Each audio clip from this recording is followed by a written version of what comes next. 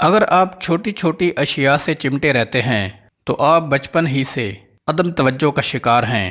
اگر آپ کو معمولی معمولی باتوں پر غصہ آتا ہے تو آپ محبت کی کمی کا شکار ہیں اور محبت کے متلاشی ہیں۔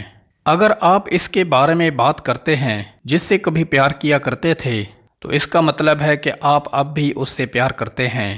اگر آپ بیٹھے بیٹھے ہاتھ پاؤں ہلاتے ہیں تو آپ ذہنی انتشار کا شکار ہیں۔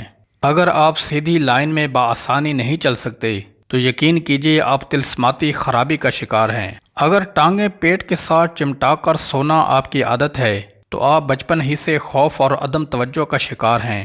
اگر آپ ناک میں انگلی ڈالنے کے عادی ہیں تو آپ کسی نفسیاتی الجھن کا شکار ہیں۔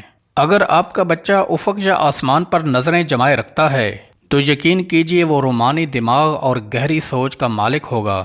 اگر آپ زیادہ دیر تک سوتے رہتے ہیں تو آپ اعصابی کمزوری میں مبتلا ہو سکتے ہیں۔ جو لوگ بہترین مشورہ دیتے ہیں وہ عام طور پر زیادہ مسائل کا شکار ہوتے ہیں۔ جو لوگ عام طور پر بہت اچھے ہوتے ہیں وہ اندر سے اتنے ہی زخمی ہوتے ہیں۔ جو لوگ دیر تک جاگتے ہیں وہ زیادہ تخلیقی ذہن اور زندگی کے فیصلے میں بہتر ہوتے ہیں۔ جو لوگ اپنے کام کے دوران دوسروں کی مداخلت پسند نہیں کرتے وہ زیادہ اچھے ورکر ثابت ہوتے ہیں۔